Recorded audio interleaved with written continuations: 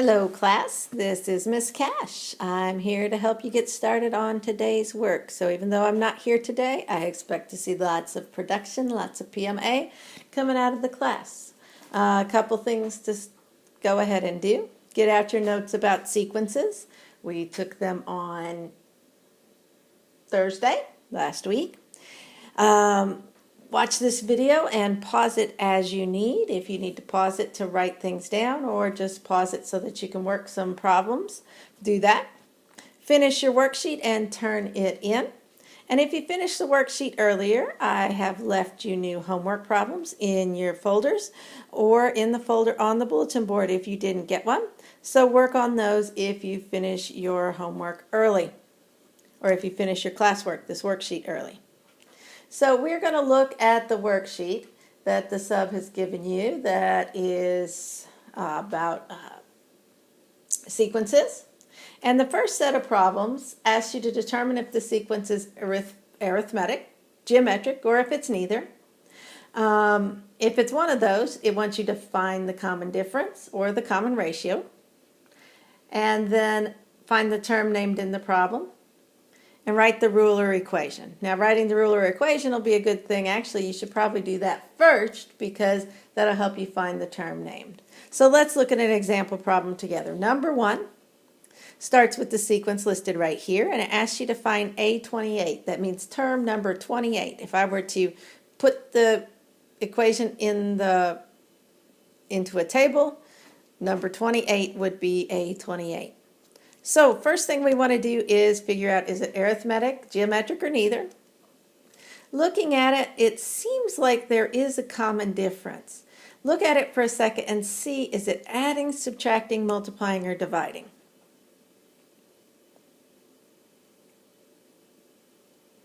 Hopefully you've figured out that it is subtracting 6. So the common difference, or D, is 6. But since it's subtracting 6, it's going to be negative 6. It's good to know if you take 22 minus 6, you get 16. 16 minus 6 gives you 10. And 10 minus 6 gives you 4. All right, so next we're going to go ahead and let's tell what kind of sequence this is. Is it arithmetic, geometric, or neither? Well, if it has a common difference, it's subtracting the same amount each time. It's arithmetic. One thing I always do to remember arithmetic or geometric is arithmetic is adding. It starts with A. Remember, subtracting is just the opposite of adding. So the next thing we want to go ahead and do is write the formula, write the equation for it. So remember, we can write it as T of n or A sub n. We're going to do A sub n today. And it equals, always start with our first term. So our first term here is 22. And then our common difference, minus 6, because we're subtracting 6, and in parentheses, n minus 1. We always do n minus 1 because that minus 1 takes us back to the y-intercept. If we start on term 1, we got to subtract 1 out there. That's our formula, but the final thing it asks us to do is find A28. That means term number 28. Pretty simple solution. All we're going to do is put 28 in there for n. So A28 equals 22 minus 6. Instead of n, we're going to put 28.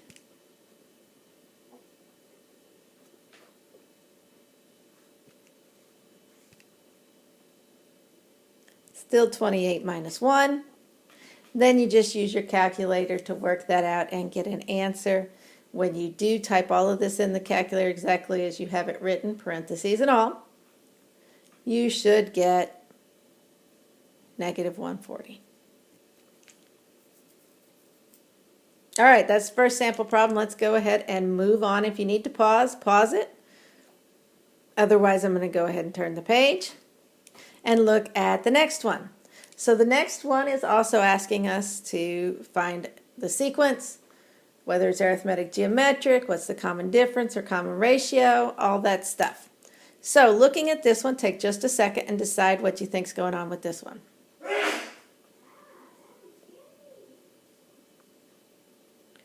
And hopefully you figured out that this one is multiplying. It's multiplying by 3. So first off, if it multiplies, it is going to be a geometric sequence.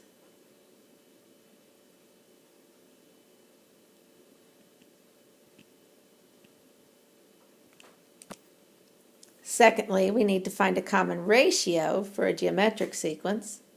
It's multiplying by 3, so our ratio is 3. Next, we're going to write the formula or the equation for it, the rule, always starting with a of n or t of n, and then our first term, 2. It's multiplied times 3, and then because this is multiplying, our n minus 1 goes in the exponent. Exponents show repeated multiplication. Finally, it asks for A11, or term number 11. So what we're going to do here is simply fill in 11 where n was.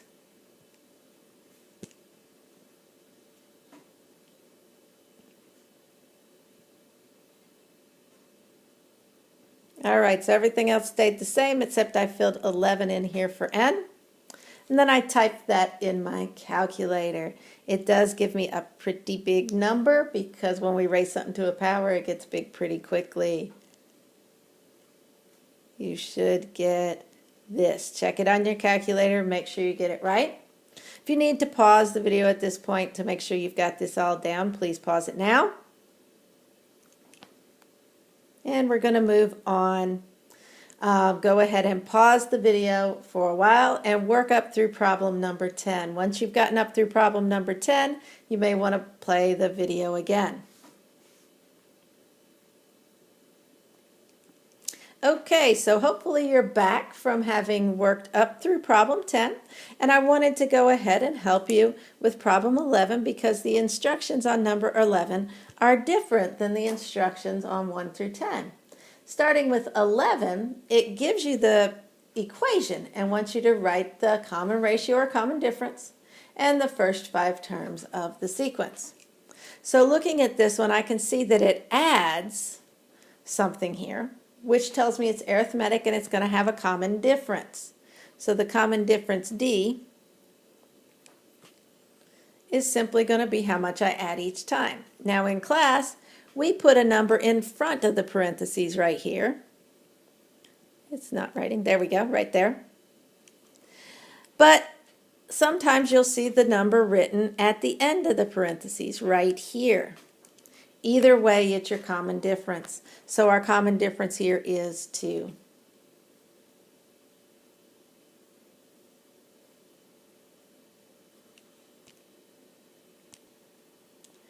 Okay, then the next step is to find the first 5 terms. Well, all we got to do is, there's a couple ways you can do it.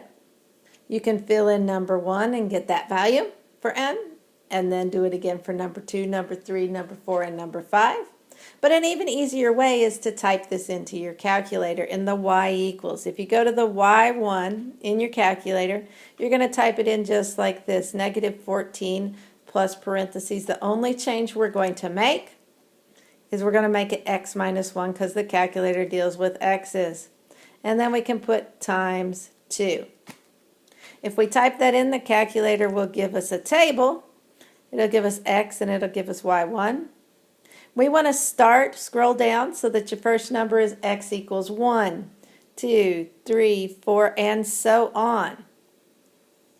I'll give you a minute to put that in your calculator and give it a shot.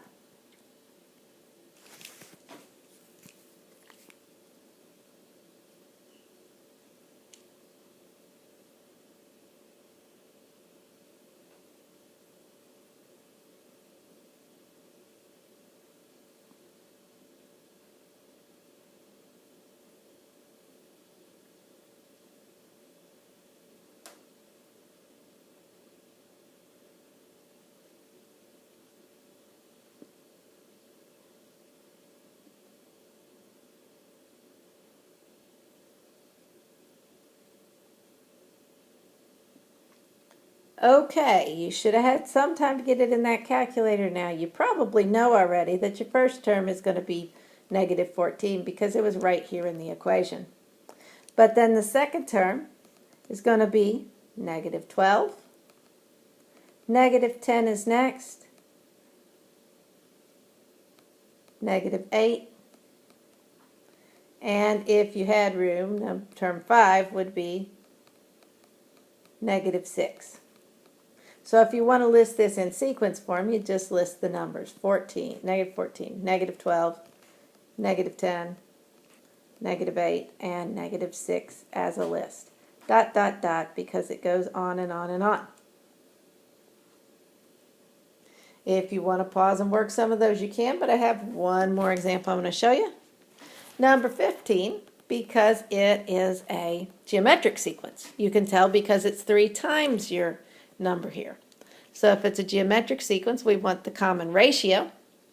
And the common ratio is simply our multiplier. It's also always at the base of the exponent. So in this case, it's the negative 4. Again, a couple ways you can get your terms. You can simply start filling the numbers in for term 1, term 2, term 3, or you can use your calculator again. If you type it in the calculator, you're going to go to y1 equals, clear out that old stuff, and you're going to put in 3 parentheses negative 4. The parentheses are very important. Don't leave them out. And then up in the exponent, we're going to put x minus 1 because, again, the calculator likes x. If it does that, you'll get a table similar to as you did last time. If you'd like to try it in your calculator, go ahead and pause it now. Okay, so if you put this in your calculator, you should have gotten the following things. You should have gotten your first term, pretty obvious right here, 3. Your next term should be negative 12. The following term should be 48. And so on. By the way, you could also just get these terms by starting with your first term, 3, and multiplying by negative 4 each time. Notice how when you multiply by a negative, you go back and forth. Your first number is positive. Your second number is negative. Your third number is positive again, and then negative, and so on. Because when you multiply by a negative times a negative, it turns it back to a positive. So it vacillates back and forth between positive and negative numbers. Okay, that's it for what I have you to look at.